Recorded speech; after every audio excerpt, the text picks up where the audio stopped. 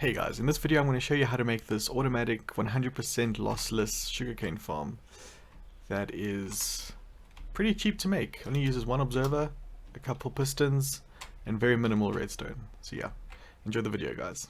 And it is really cheap to make. You're just going to need a few of the items that are in my inventory down here. So just, dirt block, one observer, some redstone, stone brick, or anything to build with essentially, or to place the redstone on. Powered rails, minecart with a hopper. You're gonna need some hoppers, chest, and some sugarcane. So yeah, that's pretty much it. So what I'm gonna do is, excuse me sheep, I'm gonna build it, let's just say over here, right here. So we're just gonna place some blocks. Okay. We're also going to need pistons, my apologies. So we'll leave the sugarcane for last. Let's find where the pistons are. No idea how this new this new inventory works. Hello? Pistons? Anyone? Should be down here somewhere. There we go. So you just need normal pistons. You don't need sticky pistons for this. So what we're going to do is, the back here we need space for water.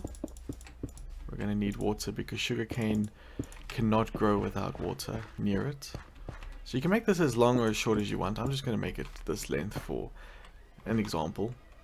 Just on that note, just remember that redstone signal can only go so far, and just understand how repeaters work and stuff, just to, if you want to make this very, very long.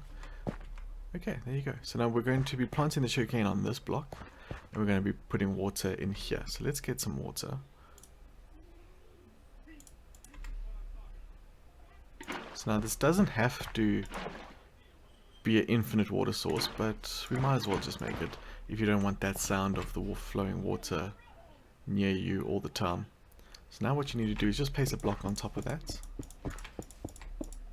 This is where we're going to be placing our pistons.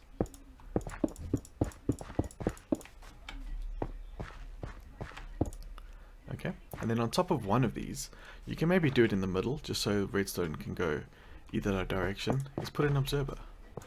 It'll have to face the other way though. So now if you know it's facing the right way, the face is where it is observing. So it is looking at the block in front of it. So if there's ever a change to the block in front of it, it'll send out a redstone signal and it'll activate all the pistons. So do we want to make this even? Right, so let's have a look at what I've done so far. We've got pistons on either side of the observer, and there's no redstone in here yet. So now we want to experiment and how we're going to activate these guys. So let's see, if we put a redstone block like this, well, no, not a redstone block, just a normal block. So let's fill the back here like this. And if you put redstone signal going across here and going across here, is that going to activate if the sugarcane arrives there? There we go. You see, so now this only needs one observer and everything will activate. So whenever this middle one grows fully, everything will be harvested. Instead of, there might be a few that are only one tall, and then this one grows. Normally there's observers all the way along here, but for me that's just a waste of resources and it just activates too much. So here, only wait until that one is gone, and there we go. So it activates just like that. Very nice. Okay, so now we're going to work on the collection system. Now to make this completely lossless, it's very easy. A lot of people use the pistons to push into a flowing stream of water or something. You don't need to do that. You can actually use a hopper minecart, and that can pick up blocks, that can pick up items through blocks, through full blocks. If we just had hoppers here, we need to go one more in. Oh dear. So this block here is where the sugarcane is on. So now we're just going to clear all of this. Now if we just had a hopper there, it wouldn't actually collect the item that drops down here. because it can't pick up blocks through a full, it can't pick up items through a full block, but hopper minecarts can. So you'll see here, we'll place this, we'll put a rail, and let's put a minecart there. Now you'll see that this can actually collect through a full block, and it's gone through to there. So pretty simple. All we need to do is put a row of blocks for the minecart to travel on. We'll just put a stop there, a stop there. Great. So let's put a rail there. I'm not actually going to use all rails for this, for a very simple reason, and I'll explain to you why in a second. If I can just find where the rails are. Oh, rails. There we go. Normal rails.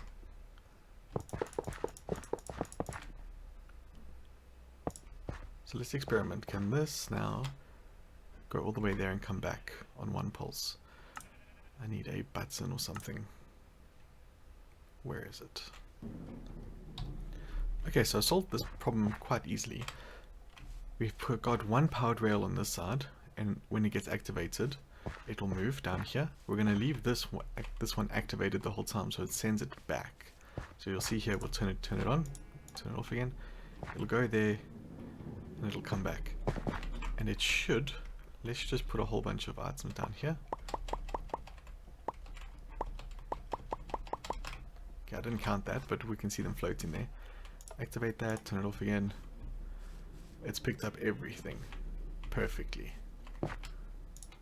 And there we go. So now we just want a collection system. So we're going to break this down, and we're going to put a double chest over here. I'm going to break this over here. We're going to put a hopper over there. And we're going to bring back the stone bricks, minecart rail, and we're going to have to shift click this one to put it on top of a hopper, like so. Very nice, very easy. Okay, so now what we want to do is, my thoughts for this is, whenever this activates, I want it to send the minecarts to go and do it, just so the minecart's not going all the time, which for me would be pretty pointless. So let's figure out a way to do that. Alright, so I made a pretty simple little redstone trail here. So whenever this activates, it's going to activate this redstone along with all the rest, which activates the pistons. It's going to come down here. We just got a little extender just in case it's not far enough. And then we have a repeater going into a solid block, and that solid block is this block here. You'll see. So when that powers this block, it's going to activate the rail, which sends the minecart to go collect anything that's been dropped and put into here. So let's show it in action real quick. Let's make all of these grow all the way. So before I activate it, I'm just going to put glass around the front here, and that'll make sure that no items get sent further than this block that it's actually standing on. So that's a great way just to make sure all the items land right here. And yeah, so let's just get some glass. If I could ever find it, here we go. Let's just get clear glass and put it around the front here. Okay, so I think we're all set now. We're just going to plant the sugarcane right here. It's going to activate. It's going to send the minecart. It's collected everything. And there we go. Now you'll see, oops, if I can get out of our hole here, some landed on top of here. So best way to fix that is we're just going to put blocks here. And that way nothing will be able to land in the back here. Nicely done. So you'll see it'll still activate. Just like that. Minecart will go. And all the items will come in here. Perfect. So that's a real simple farm for you guys. Hope you enjoyed that. I'll see you guys in the next one. Bye.